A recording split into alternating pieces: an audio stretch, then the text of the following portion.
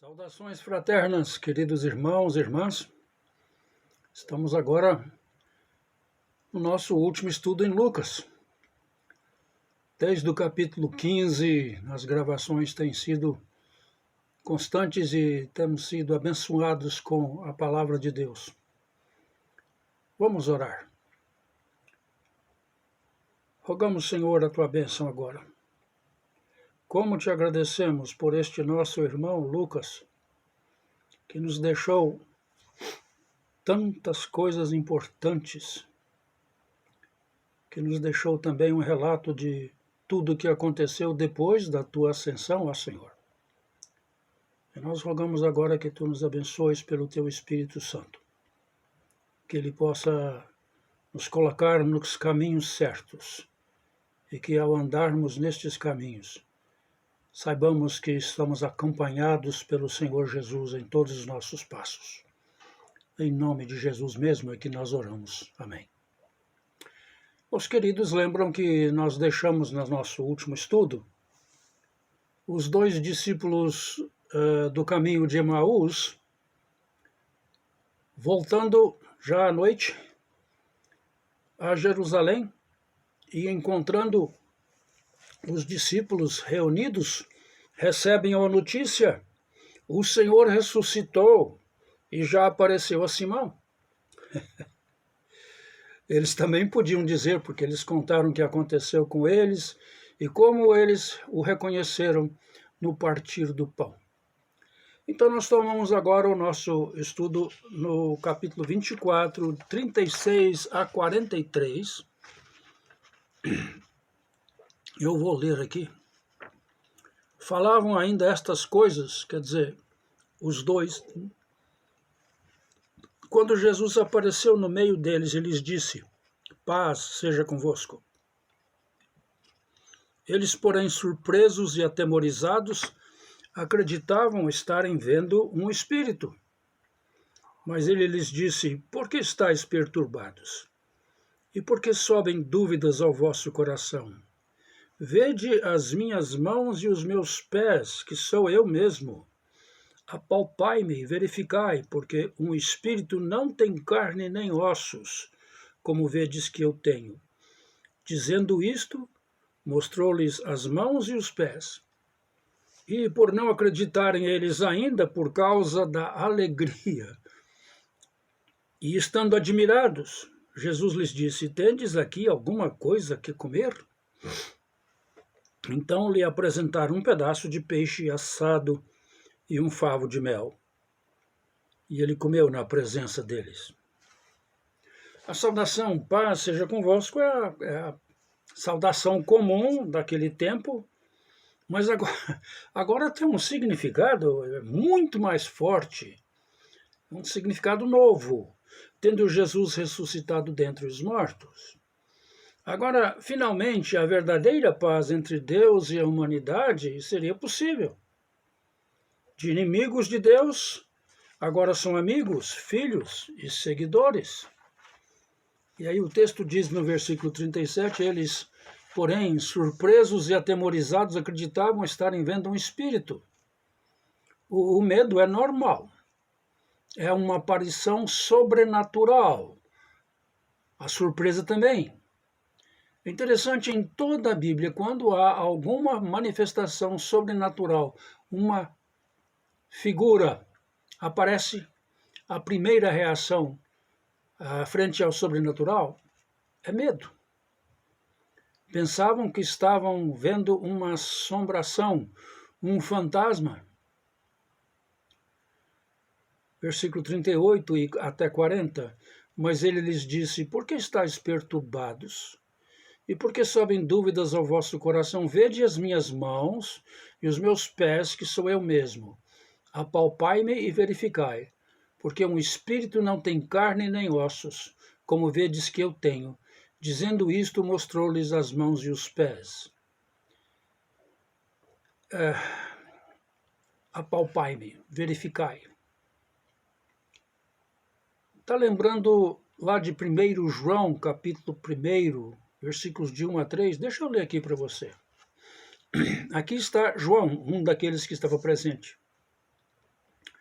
o que era desde o princípio, o que temos ouvido, o que temos visto com os nossos próprios olhos, o que contemplamos e as nossas mãos apalparam com respeito ao Verbo da vida, e a vida se manifestou, e nós a temos visto, e dela damos testemunho, e vô-la anunciamos, a vida eterna, a qual estava com o Pai, e nos foi manifestado. O que temos visto e ouvido, anunciamos também a vós outros, para que vós, igualmente, mantenhais comunhão conosco. Ora, a nossa comunhão é com o Pai e com o seu Filho Jesus Cristo. Palpar.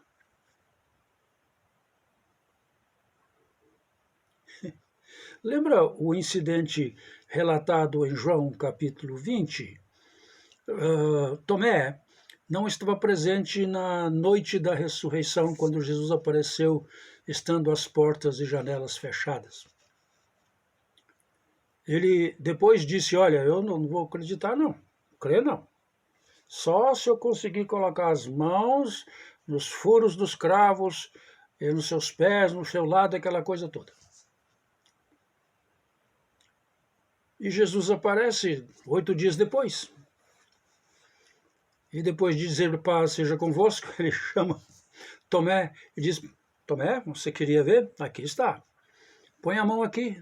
Põe aqui no meu lado, onde a lança perfurou. Veja que sou eu. Não seja incrédulo. E o apóstolo João, evangelista, também nos diz uma coisa maravilhosa. Ele relata o que Tomé falou. Tomé ajoelhou. E Tomé disse, meu Senhor e meu Deus. Não vamos ficar zangados com Tomé, não. Tomé, quando Jesus queria voltar para a Judéia, sabendo da perseguição, quando houve aquele caso, aquela situação da morte de Lázaro, Tomé foi aquele, não, vamos com ele, vamos com ele. Mas aqui Tomé, frente aos fatos, faz a grande declaração. Interessante essa declaração no fim, meu Senhor e meu Deus, é um eco da declaração feita por Natanael lá no capítulo 1. Senhor, tu és o Filho de Deus, o Rei de Israel. João gosta dessas coisas, alguma coisa no começo e alguma coisa no fim, as capas como se fosse de um livro. Agora, para tirar qualquer dúvida, ele pediu para comer alguma coisa. E por esse pedido, parece óbvio que havia algo realmente corpóreo em o Jesus da ressurreição. Tem forma, ocupa espaço, fala, come, mas não está limitado ao tempo e ao espaço como nós. Aparece e desaparece.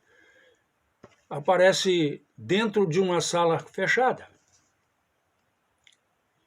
O que está sendo dito e feito por Jesus era para provar-lhes que realmente Ele que está presente.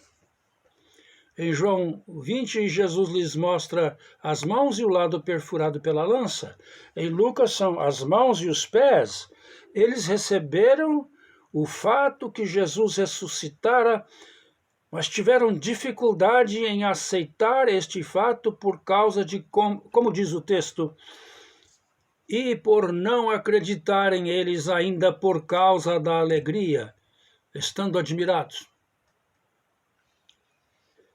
Mas foi a sua crença nesta ressurreição, queridos, estas provas e tudo o que aconteceu até a ascensão, que lhes impulsionou a irem para todo o mundo anunciando que Jesus era o Messias, o Filho de Deus ressuscitado de entre os mortos.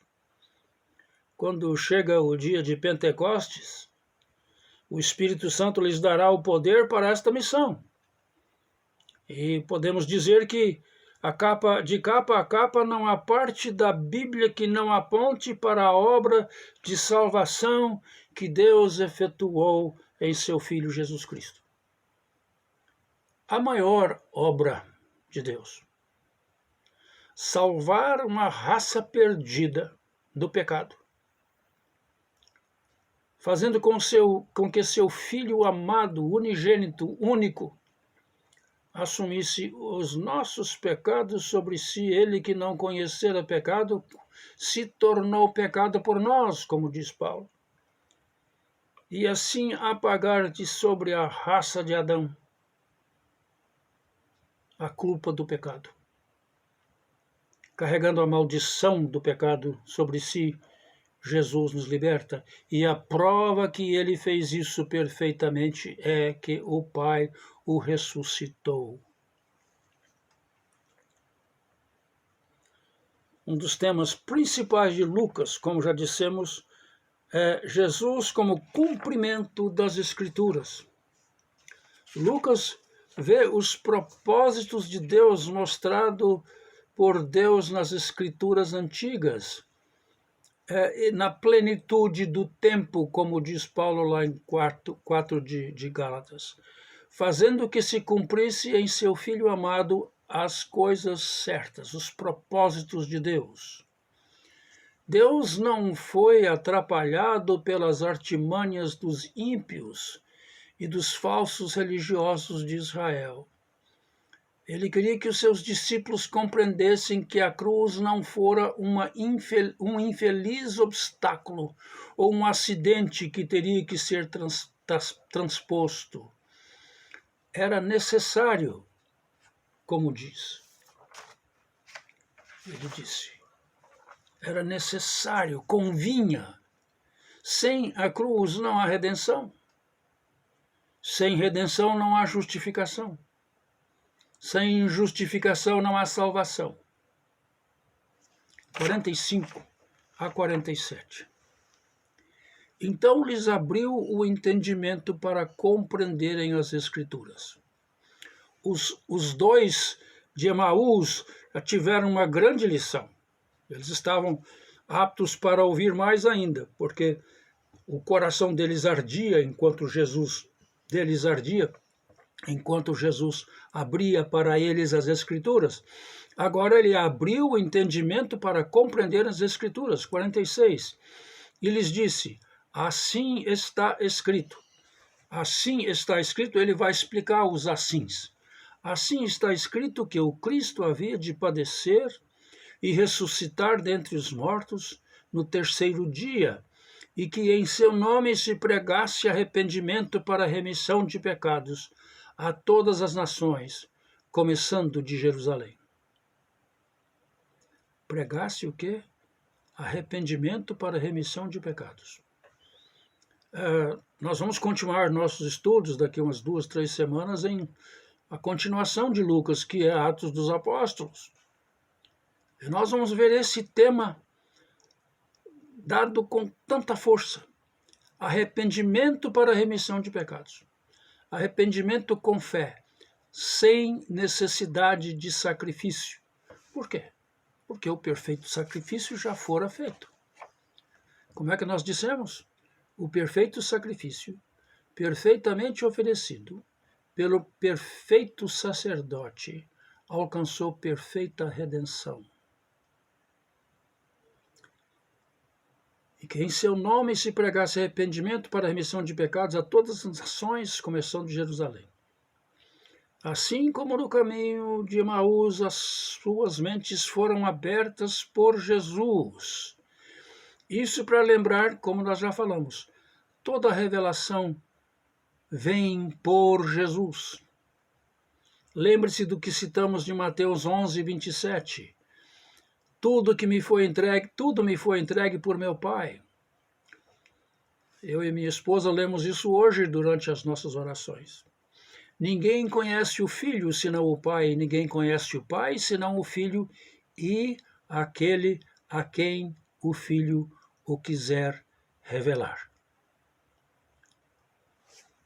47 de novo, e que em seu nome se pregasse arrependimento para a remissão de pecados a todas as nações, começando de Jerusalém. Jesus anuncia a nova aliança, a remissão de pecados a todas as nações em seu nome.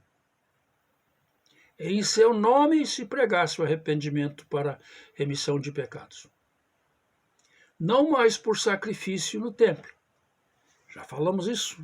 O perfeito sacrifício for oferecido perfeitamente pelo perfeito sacerdote. Isto é lembrado no dia de Pentecostes, no final do sermão de Pedro, quando ele anuncia a remissão de pecados.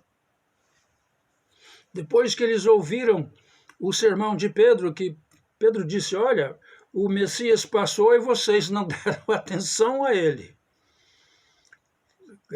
Desculpe eu falar desse jeito, mas é como se alguém dissesse, olha, o ônibus já passou. E eles ficaram compungidos em seus corações e perguntaram, irmãos, que devemos nós fazer? O Messias veio e nós não acolhemos. No final do sermão de Pedro, ele diz o seguinte, Atos 2, 38 e 39. Gosto demais disso. Arrependei-vos e cada um de vós seja batizado em nome de Jesus Cristo para remissão dos vossos pecados. E recebereis o dom que é o Espírito Santo. Pois para vós outros é a promessa, para vossos filhos e para todos que ainda estão longe, isto é, para quantos o Senhor nosso Deus chamar.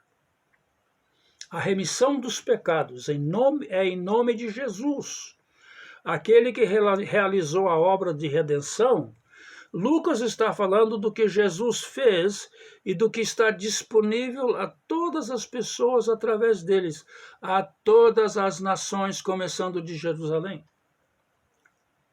Nós que estamos chegando ao fim deste estudo, deste evangelho, lembramos muito bem que desde o começo, Lucas enfatizou várias coisas em quase todo o trajeto. A velha aliança contrastada com a nova aliança. O cumprimento das Escrituras. O significante papel da mulher. Afinal de contas, quem levou a mensagem aos apóstolos que ele ressuscitaram foram as mulheres. O apelo do evangelho de salvação em Cristo a todas as nações, não limitado aos judeus. Tudo isso foi enfatizado durante todo o nosso estudo de Lucas. São pontos principais. Os objetivos de Lucas são esses. A velha aliança contrastada com a nova, o cumprimento das Escrituras, o significante papel da mulher, o apelo do evangelho de salvação em Cristo a todas as nações, não limitado aos judeus. O trabalho de evangelização começará em Jerusalém. É onde eles estão agora neste momento, mas será até os confins da terra. Vamos colocar bem simples, até Caldas Novas, até o teu lar, até o teu trabalho. E Jesus diz mais, 48, vós sois testemunhas destas coisas. Jesus mostra solenemente que eles são testemunhas destas coisas. Que coisas? Que Jesus veio, é o Filho de Deus, ele ensinou, ele pregou, ele foi entregue, ele foi julgado, ele foi condenado, ele foi levado à cruz, onde ele entregou a sua vida em ato completo, perfeito para a salvação da humanidade. E Jesus ressuscitou. Eles são testemunhas que este homem ressuscitou. Que o Deus homem agora está entre eles de uma forma bem diferente, poderosa, do que quando ele andava por eles pelas praias da Galileia. São testemunhas também do que Jesus fez, do que ele mostrou, do que ele ensinou durante os anos com estes discípulos. E, queridos, nós continuamos a obra como testemunhas da ressurreição hoje, onde nós estamos. 49. Eis que envio sobre vós a promessa de meu Pai. Permanecei, pois, na cidade, até que do alto sejais revestidos de poder. O Cristo ressuscitado tem o poder de enviar o Espírito. Ele envia o que é a promessa de meu Pai. Esta promessa vai ser ecoada em 2 momentos do sermão de Pedro no dia de Pentecostes, na citação do profeta Joel e na frase-chave do apelo para a conversão no fim do sermão: arrependei-vos e cada um de vós seja batizados em nome de Jesus Cristo para a remissão dos vossos pecados e recebereis o dom do Espírito Santo, pois para vós é a promessa. A promessa de quê? A promessa do perdão dos pecados, remissão dos pecados e a promessa do dom do Espírito Santo. Promessa é para vós outros e para vossos filhos e para todos que ainda estão longe, isto é, para quantos o Senhor nosso Deus chamar. A promessa do meu Pai é o dom do Espírito Santo, é também aquilo que nos capacita, nos prepara para receber o Espírito Santo como dom. Não é o dom que o Espírito traz, ele mesmo é o dom. Antes, no tempo do Antigo Testamento, o Espírito Santo era dado pontualmente para pessoas necessárias para a obra de Deus. Agora vai ser como Joel disse, e Pedro citou, todo mundo vai receber. Derramarei do meu Espírito sobre todos, toda a carne. Aí Jesus diz, permanecei, pois, na cidade, até que do alto sejais revestidos de poder. Vão passar 40 dias. Nós veremos isso no começo do nosso estudo de Atos. 40 dias durante os quais Jesus ensinou aos seus discípulos o que era agora a missão deles. Diferente daquela missão que ele enviou os 12, 2 a 2, e depois os 72 para preparar o caminho e pregar a chegada do reino de Deus, diferente. Pois agora a tarefa é anunciar o perdão dos pecados, a remissão dos pecados pela fé em o nome de Jesus. Anunciar que ele vive. Esses 40 dias, eu sempre disse que foi o maior seminário que já existiu, porque preparou uma porção de gente para a obra missionária. Fiquem em Jerusalém, porque vem aí poder do alto. Até agora, não. Vocês estão aprendendo. Mas nós veremos. Um humilde pescador, eu quase brinco, um pecador-pescador ou um pescador-pecador. Pedro vai anunciar com poder, com citações das Escrituras, com convicção. E as pessoas vão ouvir e dizer, perdemos o Messias, o que nós vamos fazer? Arrependei-vos. Sem esse poder, não poderiam fazer o trabalho que Jesus lhes dera. Então fiquem aqui. Ato contínuo, em Atos nós vamos ver o que aconteceu. Agora, quando fala, então os levou para Betânia, não é naquele mesmo dia, 40 dias depois. Vai ficar claro isso em Atos. Então os levou para Betânia, e erguendo as mãos, os abençoou. Que bênção, hein? Aconteceu enquanto os abençoava, ia se retirando deles, sendo elevado para o céu. Então eles, adorando-o, voltaram para Jerusalém, tomados de grande júbilo, e estavam sempre no templo, louvando a Deus. Últimas palavras do Evangelho de Lucas. Adorando-o. Um judeu adorar um ser humano não acontecia. Mas esses sabem que ele não é só um ser humano. Ele é o Filho de Deus encarnado, ele que veio na forma de nossa frágil carne para anunciar o reino, para morrer, para ressuscitar e agora para subir de volta ao céu. Missão cumprida. A ascensão de Jesus é essa declaração. Eu cumpri a minha parte, agora depende de vocês. Há uma lenda, eu não vou falar que é verdade, eu vou falar que é lenda. O que é lenda? Uma história contada que não tem fundamento na realidade.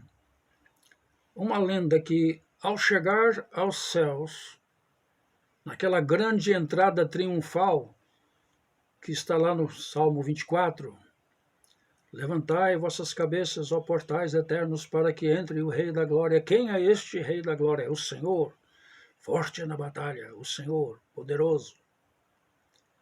Quando ele chega na eternidade, junto com todos os anjos e os santos salvos, a lenda diz, eles vão perguntar, Senhor, fez tudo, hein? Que maravilha! Deixou tudo organizado lá na Terra, né? Uma grande estrutura administrativa com impacto missionário para esta região e aquela. O Senhor deixou tudo prontinho. Não deixei tudo prontinho, não. É a resposta da lenda. Mas, Senhor, como vai continuar a tua missão? O Senhor não deixou assim uma porção de mestres e doutores e seminários prontos e estruturas administrativas de denominações e tudo mais. Não deixou, não? Não. Mas como vai continuar a missão? Na lenda, o nosso Senhor diria assim, meus queridos, eu deixei nas mãos de uns 120 mais ou menos, eu tenho um Pedro, um João, um Tomé, um Tiago, um Felipe, um André. Eles vão continuar a minha obra. Eu passei 3 anos entre eles, preparando-os para esta obra. A lenda diria alguma coisa assim. Eu também passei 40 dias com eles, ensinando como fazer e falando para eles, fiquem esperando em Jerusalém. Daqui a 10 dias vocês vão ver a coisa diferentemente. Vocês vão ver o poder vindo do alto sobre vocês. E aí vocês poderão dizer, sim, Senhor, vamos fazer a tua obra. Que maravilha. Obrigado por sua atenção durante esses dias, esses estudos.